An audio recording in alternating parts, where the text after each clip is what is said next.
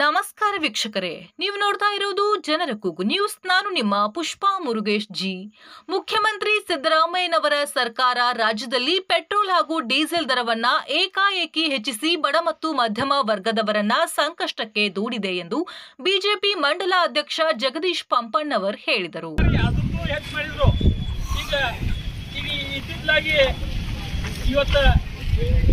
ಮತ್ತು ಎಲ್ಲ ಇಂಧನ ಬೆಲೆ ಇವತ್ತು ₹1 ಹೆಚ್ಚಿದ ಸಿದ್ದರಾಮಯ್ಯ ದೊಡ್ಡದ ಇದರ ಆರ್ಥಿಕ ತಜ್ಞರ ಪ್ರಕಾರ ಮಾತಾಡಿದ್ದು. ಇವತ್ತು ಅವರು ₹3 ಅವರೇ ಹೆಚ್ಚಾರ.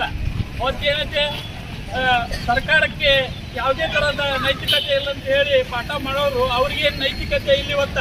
ಇವತ್ತು ಯಾರು ಕೇಳಾರ್ದೆ ಅವರು ತಮ್ಮ ಬೇಳೆ ಬೇಯಿಸಿಕೊಳ್ಳಲು ಗ್ಯಾರಂಟಿ ಹೇಳಿ ಜನ ಸಾಮಾನ್ಯರ ಮೇಲೆ ಎಲ್ಲ ಹೊರೆಯನ್ನು ಹೊರಸಕತ್ತಾರ.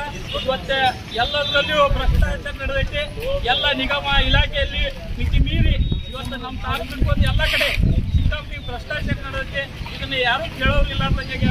ಅದಕ್ಕೆ ಇದೇ ರೀತಿಯಾಗಿ ಪಟ್ಟಣದಲ್ಲಿ ತಾಲೂಕಾ ಮಂಡಲ ಬಿಜೆಪಿ ನೇತೃತ್ವದಲ್ಲಿ ಗುರುವಾರ ಇಂಧನ ಬೆಲೆ ಏರಿಕೆ ಖಂಡಿಸಿ ಹಮ್ಮಿಕೊಂಡಿದ್ದ ಪ್ರತಿಭಟನೆಯಲ್ಲಿ ಅವರು ಮಾತನಾಡಿದರು.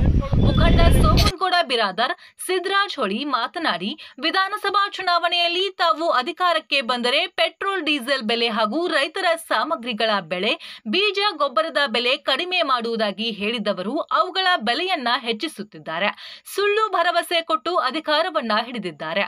ಈಗ ತಾವೇ ಬೆಲೆ ಏರಿಕೆ ಮಾಡುತ್ತಿದ್ದಾರೆ. ಅವರಿಗೆ ತಕ್ಕ ಪಾಠ ಕಲಿಸುವ ದಿನ ಸನಿಹಕ್ಕೆ ಬಂದಿದೆ ಎಂದು ಹೇಳಿದರು.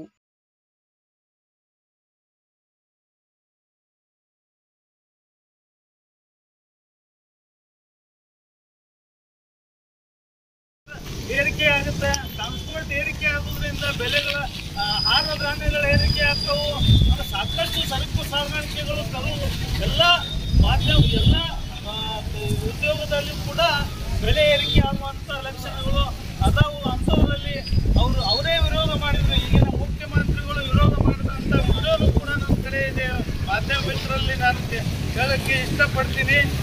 ಬಿಟ್ಟು ಜನರ ಕಷ್ಟ ನೋಡ್ರಿ, ಜನರಿಗೆ ಅನುಕೂಲ ಆಗುವಂಥ ರೀತಿಯಲ್ಲಿ ನೀವು ಸರ್ಕಾರ ಮಾಡ್ರಿ.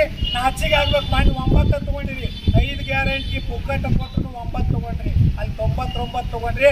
ನೀವು ಎಷ್ಟು ಮೋದಿಯವ್ರು ಆಗಬಾರ್ದು ಅಂದಿದ್ರಿ ಅಷ್ಟು ಮೋದಿಯವರು ಮತ್ತೆ ಪ್ರಧಾನಮಂತ್ರಿ ಆದ್ರು. ಅದಕ್ಕೆ ಬಿಜೆಪಿನೇ ಭರವಸೆ. ಮುಂದಿನ 1 ವರ್ಷದೊಳಗೆ ಮತ್ತೆ ಎಲೆಕ್ಷನ್ ಆಗತ್ತೆ. ಮಹಾರಾಷ್ಟ್ರ ಮಾದರಿ ಆಗತ್ತೆ.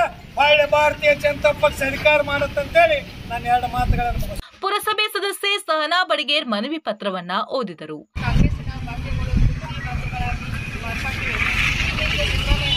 ವಿಧಾನಸಭಾ ಚುನಾವಣೆಯಲ್ಲಿ ತಾವು ಅಧಿಕಾರಕ್ಕೆ ಬಂದರೆ ಪೆಟ್ರೋಲ್ ಡೀಸೆಲ್ ಸಾಮಗ್ರಿಗಳ ಬೆಲೆ, ಬೀಜ ಗೊಬ್ಬರದ ಬೆಲೆ ಕಡಿಮೆ ಮಾಡುವುದಾಗಿ ಸುಳ್ಳು ಭರವಸೆ ಕೊಟ್ಟು ಅಧಿಕಾರ ಹಿಡಿದಿದ್ದಾರೆ. ಈಗ ತಾವೇ ಗ್ರೇಡ್ 2 ತಹಸೀಲ್ದಾರ್ ಜಿಎನ್ ಕಟ್ಟಿ ಅವರಿಗೆ ಮನವಿ ಪತ್ರವನ್ನ ಸಲ್ಲಿಸಲಾಯಿತು.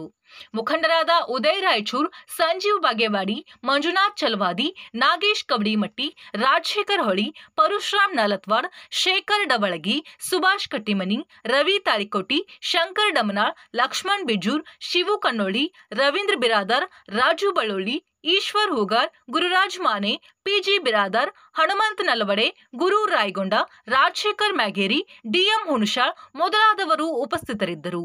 ಬಸವೇಶ್ವರ ವೃತ್ತದಿಂದ ತಹಸೀಲ್ದಾರ್ ಕಚೇರಿಯವರೆಗೆ ಸರ್ಕಾರದ ಅಣಕು ಶವಯಾತ್ರೆಯನ್ನ ನಡೆಸಲಾಯಿತು. ಸ್ಕೂಟಿಗೆ ಹಗ್ಗ ಕಟ್ಟಿ ಎಳೆದುಕೊಂಡು ಬರಲಾಯಿತು. ಇನ್ನಷ್ಟು ಸುದ್ದಿಗಾಗಿ ನೋಡ್ತಾ ಇರಿ ಜನರ ಕೂಗು ಯೂಟ್ಯೂಬ್ ಚಾನಲ್. ಇದು ನಿಮ್ಮದೇ ಧ್ವನಿ. ಸಬ್ಸ್ಕ್ರೈಬ್ ಮಾಡಲು ಮರೆಯಬೇಡಿ.